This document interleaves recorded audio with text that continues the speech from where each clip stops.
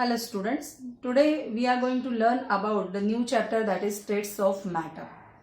Now in this chapter states of matter, first we have to discuss about intermolecular forces of attraction and which are the types of intermolecular forces of attraction that we are going to discuss first. Now you all know there are three states of matter. We know that solid state, liquid state and gaseous state. These are the three states of matter. We know about the definition of a solid, liquid and gas. A solid having a definite shape and a definite volume. It possesses definite shape and definite volume. It is having hard and rigid nature. Liquid which have a definite volume but not a definite shape. The liquid takes up the shape of the container in which it is placed. Liquid also have a tendency to flow. And the third is gaseous state. The gas is the substance which neither show definite shape nor having definite volume. It also takes up the volume of the container in which it is placed. Now, between all these three states, the particles have forces of attraction and repulsion between them. The forces of attraction or repulsion between these interacting particles is known as intermolecular forces. The forces of attraction and repulsion between the interacting particles. This is known as intermolecular forces. The intermolecular forces first proposed by Dutch scientist van der Waal when he was studied the effect of intermolecular forces on the real gases. He experienced that there are always weak forces of attraction or repulsion existing between the interacting particles of the different states of matter. And these weak forces are known as van der Waal forces in the honor of van der Waal, because he first only experienced these type of forces. So in the honor of van der Waal, these weak forces of attractions are given the name van der Waal forces of attraction, right? So now these intermolecular forces of attraction arise due to the following types of interactions. First, dispersion forces or London forces. The second, dipole-dipole forces.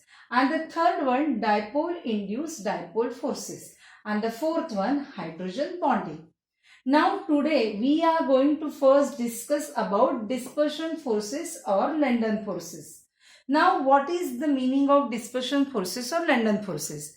The dispersion forces or London forces are very weak forces and it was first studied by the scientist Fritz London. So in the honor of him, the name is given London forces. It is also identified with the name of dispersion forces. These are always attractive forces.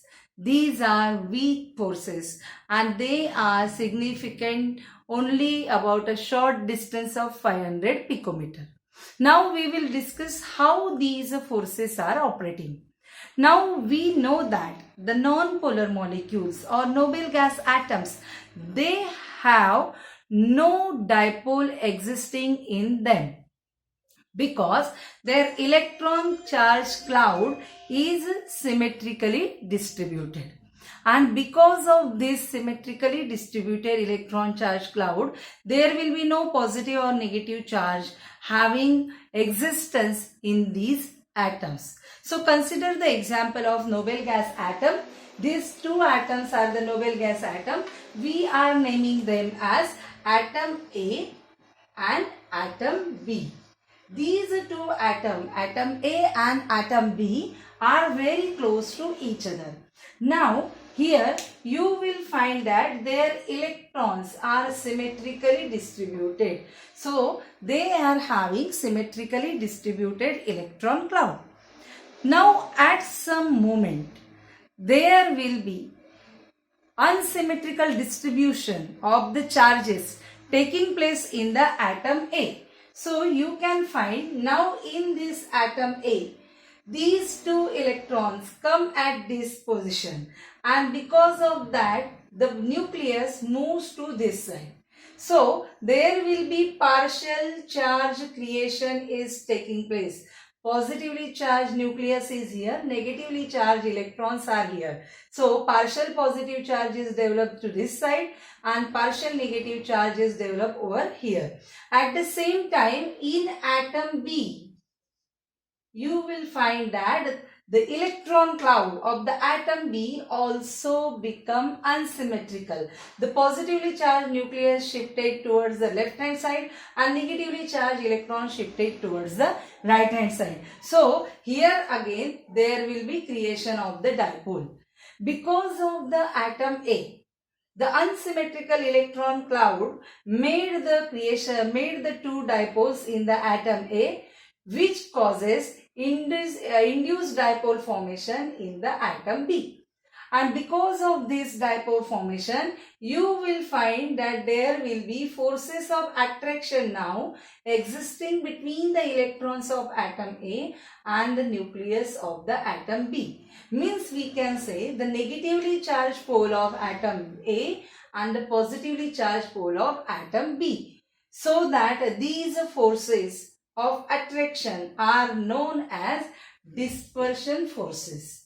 Now it may possible that the electrons are shifted towards the left hand side and the nucleus moves towards the right hand side in atom A, so that there will be again creation of dipole in the B atom taking place in such a way that there will be negatively charged electron shifted toward the left hand side and nucleus shifted towards the right hand side. So here dipole created in the atom A and dipole induced in the atom B. So there will be again existence of the dispersion forces occur due to the creation of the dipole. So this is known as dispersion forces or London forces. Now the strength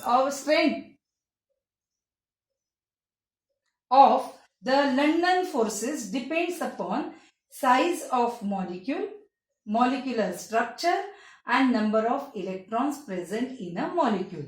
So these are the weak forces operating in a very short distance of 500 picometers, and the strength depend upon size of molecule, molecular structure and number of electrons present in the molecule.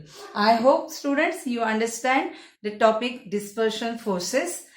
If you like my video, please subscribe my channel. Thank you. Bye for now. We will meet in the next video.